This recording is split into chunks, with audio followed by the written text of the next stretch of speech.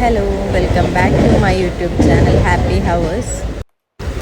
നിങ്ങൾ വിചാരിക്കുന്നുണ്ടായിരിക്കും അല്ലേ, ഞാൻ എവിടെയാണ് ഈ പാക്ക് ചെയ്ത് പോകുന്നത്? നോർമലി ഞാനിങ്ങനെ പാക്ക് ചെയ്യാറ് എൻ്റെ പരിക്കുന്ന ന്യൂഷിൻ്റെ പരിക്കുവാനും ന്യൂഷിൻ്റെ പരിക്കുന്ന എൻ്റെ പരിക്കേക്ക് വരാനുമാണ്. പക്ഷേ ഇന്ന് അങ്ങനെയല്ല കേട്ടോ. ഞാനൊരു ഇൻ്റർനാഷണൽ ട്രിപ്പ് പോകാനുള്ള ഒരു പാക്കിങ്ങിലാണുള്ളത്. അങ്ങനെ എൻ്റെ ഓരോ ഡ്രസ്സ് ഞാൻ കറക്റ്റ് എങ്ങനെ എടുത്ത് വയ്ക്കുകയാണ്, എവിടത്തേക്കാണ്, എങ്ങനെയാണ്, അതൊക്കെ ഞാൻ ഈ വ്ളോഗിൽ എന്തായാലും പറയാൻ പോകുന്നില്ല. അതിൽ ഇനി വരുന്ന വ്ളോഗിലേക്ക് പറയും. അപ്പോൾ നിങ്ങൾ എൻ്റെ യൂട്യൂബ് ചാനൽ ഇതുവരെ സബ്സ്ക്രൈബ് ചെയ്തിട്ടില്ലെങ്കിൽ പ്ലീസ് സബ്സ്ക്രൈബ് ചെയ്യാം. അതോടൊപ്പം ലൈക്ക് ചെയ്യുക, കമൻറ്റ് ചെയ്യുക. ഒരു 6 മാസത്തിൻ്റെ പ്ലാനിങ്ങിലൂടെയാണ് കേട്ടോ ശരിക്കും ഈ ട്രിപ്പ് ഇപ്പം നടക്കാൻ പോകുന്നത്. അതുകൊണ്ട് ഞാൻ ഭയങ്കര എക്സൈറ്റഡ് ആണ്, അതോടൊപ്പം ഹാപ്പിയുമാണ്.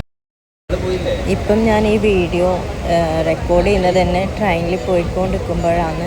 അപ്പം നിങ്ങൾക്ക് ചിലപ്പം സൗണ്ടിൻ്റെ ഒരു ഡിസ്റ്റർബൻസ് ഉണ്ടാവും, സോറി ഫോർ ദാറ്റ്. അപ്പം ഞാൻ എൻ്റെ body lotion, body wash, spray, അങ്ങനെ എൻ്റെ ഒരു ഇമ്പോർട്ടൻ്റ് ആയിട്ടുള്ളൊരു ഐറ്റം മാത്രമേ ഞാൻ എടുത്തിട്ടുള്ളൂ. പിന്നെ എൻ്റെ കുറച്ച് ഡ്രസ്സ്.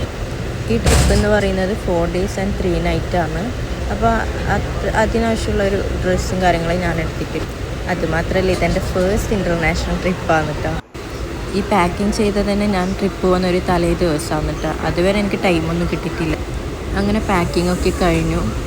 പിന്നെ എൻ്റെ ട്രെയിന് നാളെ രാവിലെ 8:30 കാനങ്ങാട് ടു കോഴിക്കോട്, കോഴിക്കോട് ടു കൊച്ചി, അങ്ങനെയാണ് വരുന്നത്.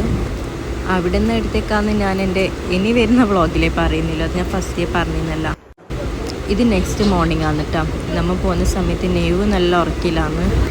പക്ഷേ ഇമ്മാണെങ്കിൽ നമ്മൾ പോകുന്ന സമയത്തിനോട് എണീച്ചു. അപ്പോൾ ഓനെ ഞാൻ ന്യൂഷിൻ്റെ അവിടെ ആക്കാനാണ് മുമ്പേ പ്ലാൻ ചെയ്തത്.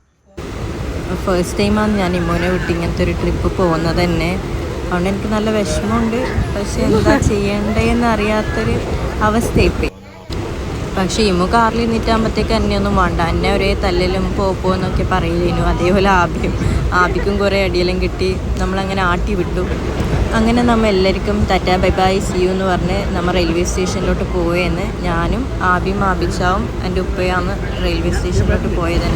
അന്ന് കുറച്ച് ട്രെയിൻ ലേറ്റ് ചെയ്യുന്നു, ഇല്ലെങ്കിൽ 8:20 വരേണ്ട ട്രെയിന് ആ ദിവസം വന്നത് തന്നെ 8:40. അങ്ങനെ നമ്മൾ ട്രെയിൻ കയറി ആബിച്ചാക്കും കൂടി ബൈ ബൈ പറഞ്ഞു.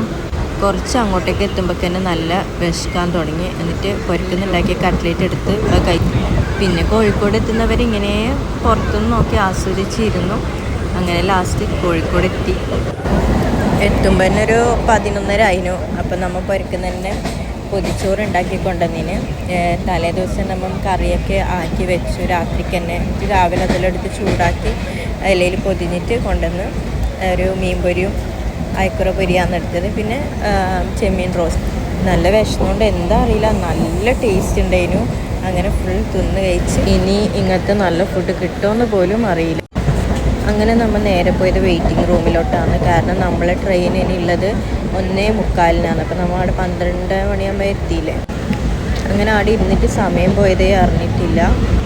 അങ്ങനെ 1 മണിയാകുമ്പം നമ്മൾ അവിടെ നിന്ന് ഇറങ്ങി. പിന്നെ നമ്മളെ ട്രെയിൻ വരുന്നത് 4ാമത്തെ പ്ലാറ്റ്ഫോമിലാണ്. ഇത് നമ്മൾ നേരെ അങ്ങോട്ടേക്ക് വിട്ടു.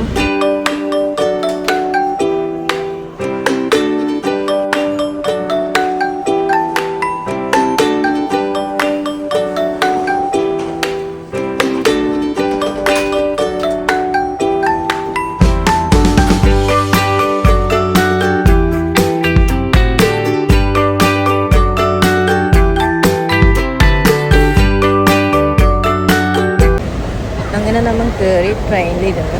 ശരിക്കും നമ്മൾ വന്ദേ ഭാരതിൽ പോകണമെന്നാണ് വിചാരിച്ചത്. അതാകുമ്പോൾ നമുക്ക് അവിടെ നിന്ന് 2:30 കൊച്ചിയിലെത്തുമ്പോൾ 7:30 ആവും. പക്ഷേ ടിക്കറ്റ് കിട്ടാത്തതുകൊണ്ട് നമ്മളെ അവസ്ഥ ഇതായിപ്പോയി. പക്ഷെ നല്ല രസമുണ്ടായിരുന്നു. ഓരോ കഥയും പറഞ്ഞ് ഇങ്ങനെ ഇരുന്നു. ഇതിപ്പം കോഴിക്കോട് നിന്ന് കൊച്ചിയിലോട്ട് പോകുന്ന ട്രെയിനിലാണ് ഇരുന്നിട്ടുള്ളത്. അങ്ങനെ പകുതിക്ക് എത്തുമ്പം നമുക്ക് പോലും പ്രതീക്ഷിക്കാണ് നല്ല മഴയേനു. അത് കാണാനും നല്ല രസമുണ്ടായിന്. അങ്ങനെ കുറച്ച് ഉറങ്ങി എണീക്കുമ്പോഴേക്ക് കൊച്ചി എത്തി. ഭയങ്കര ക്രൗഡായിരുന്നു, നടക്കാൻ വരെ പറ്റുന്നുണ്ടായിട്ടില്ല. ആലുവയിൽ ആദ്യമായിട്ട് വരുന്നതുകൊണ്ട് എവിടെ പോകണം, എങ്ങനെ തുടങ്ങുന്നു വരെ നമുക്ക് അന്നേരം മനസ്സിലാകുന്നുണ്ടായി. അങ്ങനെ ലാസ്റ്റ് നമുക്കൊരു ഓട്ടോ കിട്ടി. അങ്ങനെ ഓട്ടോ കയറി നമ്മൾ എയർപോർട്ടിലോട്ട് വിട്ടു.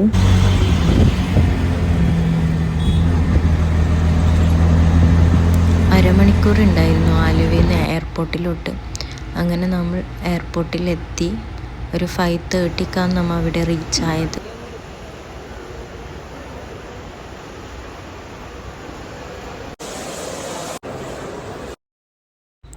ഞാൻ ഫസ്റ്റ് ടൈമാണ് കൊച്ചി എയർപോർട്ടിലോട്ട് വരുന്നത്.